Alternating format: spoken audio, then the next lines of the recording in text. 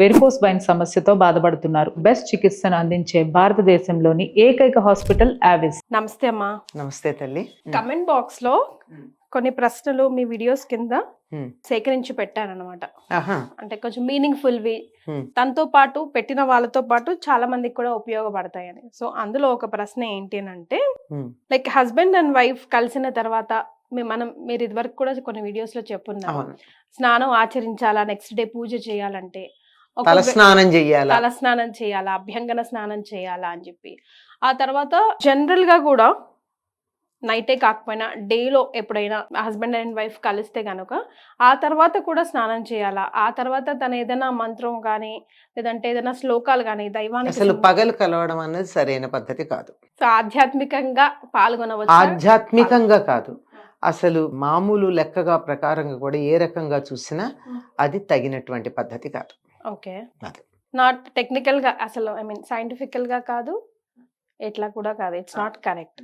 Okay, so దీనికి మీరు ఏం చెప్తారని? అంటే చేసిన తర్వాత ఆధ్యాత్మికంగా ఏమన్నా చేయొచ్చా? ఆధ్యాత్మికంగా ఏమైనా చేయొచ్చా? అసలు తల స్నానం ఆచరించాలా? కొన్ని మతాల్లో నాకు కూడా తెలిసింది ఏంటంటే, ఒక పర్టికులర్ మంత్రం ఏదో ఉంటుందంట, లైక్ శ్లోకం వాట్ ఎవర్ వాళ్ళ భాషలో, అది అనుకొని తలస్నానం కంపల్సరీగా చేస్తారంట. Beat any time of the day. మనకు అంత స్ట్రిక్ట్ రూల్స్ ఉన్నాయని నాకు తెలీదు, బట్ కిచెన్ లోకి అయితే డెఫినెట్ గా స్నానం చేసి రావాలి అన్నది అంతవరకు. మనకి అట్లాంటివి ఏం లేవమ్మా. ఫస్ట్ ఆఫ్ ఆల్ అంత మనవన్నీ కూడా ప్రతిదీ సైంటిఫిక్ గా మనకు ఒక పద్ధతి చెప్పారు. అసలు వివాహం అన్నది ఒక సంస్కారం. భార్యాభర్తలు కలవడం అన్నది సంతానం కోసం, ప్రజాయై గృహమేధినాం అన్నారు. సంతానం కోసం మాత్రమే భార్యాభర్తల మధ్య ఆ రకమైన శృంగార సంబంధం ఉంటుంది. అది కాని సందర్భంలో ఇద్దరు మిత్రుల్లాగా ఉండాలి. పెళ్ళప్పుడే చెప్తారు కదా, స్నేహేన పాలయ, స్నేహంగా చూసుకోవయ్యా మా అమ్మాయినని చెప్పి పాలల్లో చేతులు అద్దించి అందరికి అప్పచెప్తారు. ఒక్క సంతానేచ్ఛ కలిగినప్పుడు మాత్రమే వారిద్దరి మధ్య ఈ రకమైన శృంగార సంబంధం ఉంటుంది. అది కాక ఎప్పుడెప్పుడు మంచి సంతానం కావాలో దానికి సంబంధించి కొన్ని నియమాలు చెప్పారు. ఈ తిథుల్లో, ఈ వారాల్లో, ఈ సందర్భాల్లో దూరంగా ఉండండి, మంచి సంతానం కలగదు ఈ సమయానికి. కనుక అది కాని సమయాల్లో గనక మీరు కలిసినట్టయితే మంచి సంతానం కలుగుతుంది అని చెప్పారు. ఆ నియమాలు పాటిస్తే సరిపోతుంది. కాకపోతే ఇప్పుడు మీకు వచ్చిన అనుమానాలు ఏమిటి అంటే, ఇప్పుడు డే అండ్ నైట్ షిఫ్ట్స్ అట్లా రకరకాలు ఉంటాయి కదమ్మా, మేబీ దాంట్లో నుంచి వచ్చిన ప్రశ్న ఏమో, ఆ అనుమానం నుంచి. డే అండ్ నైట్ అని కూడా అడిగారా ప్రశ్నలు? అదే, డే అండ్ నైట్ అని క్లియర్ గా అడిగి, ఆ తర్వాత కూడా ఒకవేళ ఇఫ్ ఎట్ ఆల్ ఆ తర్వాత తన ఏమైనా దైవ కార్యక్రమంలో పాల్గొనొచ్చా, ఏదైనా శ్లోకాలు అనుకోవచ్చా, దానికి ఏమైనా తప్పుందా? శ్లోకాలు అనుకోవడానికి ఏమీ తప్పు లేదమ్మా. ఇప్పుడు మీకు కొంతమందికి కొన్ని మంత్రాలు నిరంతరం నడుస్తాయమ్మా. ఎట్లా అంటే, కొంతమందికి ఎప్పుడు కూడా శ్వాస పీల్చినంత ఇదిగా రామరామ రామరామ అనుకుంటూ ఉంటారు. అలాగే కొంతమంది నమశివాయ అనుకుంటూ ఉంటారు. అట్లా అనుకుంటూ ఉండేటటువంటిది ఆ సమయంలో కూడా వాళ్ళ మనస్సులో రావచ్చు, తప్పేం లేదు. ఆ తర్వాత కూడా ఆ మంత్రాలు కానీ, అదే మంత్రం అనడానికి వీల్లేదు, ఆ నామం కానీ ఆ శ్లోకం కానీ మనసులోకి వస్తే తప్పేం లేదు. పైకి చదవడానికి అభ్యంతరాలు ఉంటాయి కానీ మనస్సులోకి వస్తే అనుకోవడానికి ఎటువంటి అభ్యంతరం ఉండదు. నిరంతరం ఏ పని చేస్తున్నా ఒక నామము, ఒక పేరు మనం అనుకుంటూ ఉంటే అది మనసులో ఉంటుంది. అంతెందుకు, మనం ఏదన్నా ఒక సినిమా చూసి వస్తే ఒక పాట ఉంది, ఆ పాట మనం నిద్రపోతున్నా, పని చేస్తున్నా, ఏం చేస్తున్నా ఆ ట్యూన్ మనలో తిరుగుతూ ఉంటుంది. ఆ విధంగా ఏదైనా శ్లోకాలు కానీ స్తోత్రాలు కానీ మనసులోకి వస్తే పైకి అనకుండా లోపల అనుకోవడంలో ఎటువంటి తప్పు లేదు, ఆ దోషమేం లేదు. పైకంటేనే సమస్యలన్నీ వచ్చేది అంతే. ఆ తర్వాత ఆధ్యాత్మిక కార్యక్రమాల్లో పాల్గొనాలంటే మాత్రం ఆధ్యాత్మిక మార్గంలో ఉన్న వాళ్ళు పగటిపూట దాంపత్య ధర్మాన్ని ఎందుకు నిర్వర్తిస్తారమ్మా? అది తప్పు. ఒకటి, ఏదో అనుకోకుండా కొన్ని సందర్భాల్లో ఎవరి చేతుల్లో లేని పరిస్థితులు కొన్ని ఉన్నాయి అని అనుకుందాం, నాకు తెలిసి ఉండవు, ఇద్దరిలో ఎవరో ఒకళ్ళు లొంగితే తప్ప ఉండవు. అలాంటి సందర్భంలో మాత్రం ఆ పూటకి ఇంకేం చేస్తారు, మర్నాడు మామూలుగా స్నానం చేసి కార్యక్రమంలో పాల్గొనవచ్చు. అంతే, ఆ పూటకి ఇంకా చేసేదేముంది, అయిపోయింది కదా. మీరు దాంపత్య ధర్మం నిర్వర్తించారంటే రాత్రి అయిపోయినట్లు లెక్క, కనుక తెల్లారాకే చేసుకోవాలి ఏదైనా, అంతే.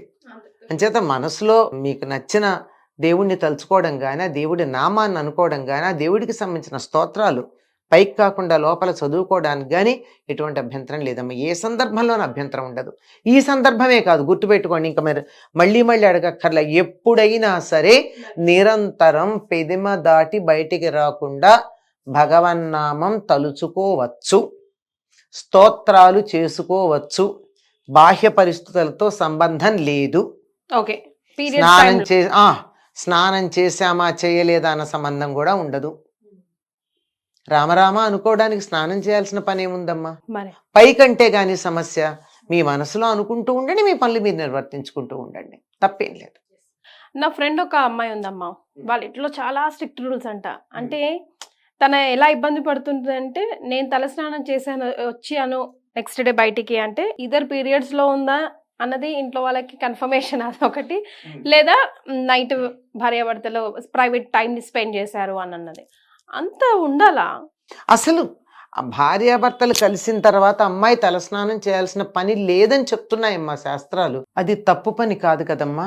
అక్రమ సంబంధాలు అయితే తప్పు పని, కానీ సక్రమ సంబంధాలు అందరి చేత, పెద్దల చేత, శాస్త్రం చేత అంగీకరించబడిన సంబంధంలో తప్పేముంది?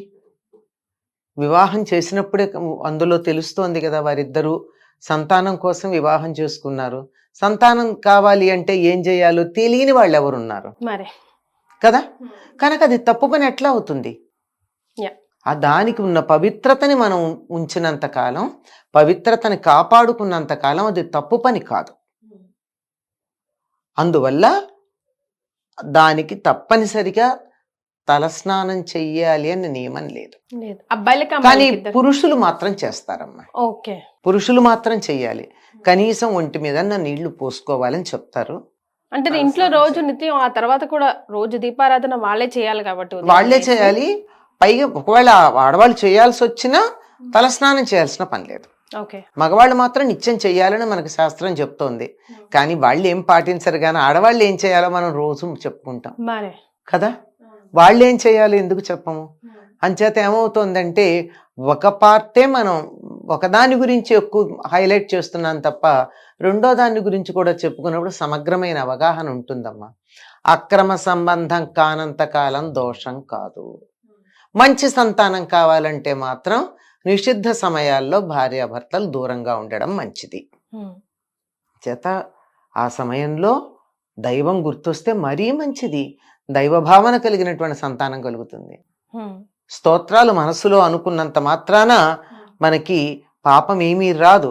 ఆ భావన కాబోయే సంతానానికి కూడా కలిగేటటువంటి అవకాశం ఉంటుంది.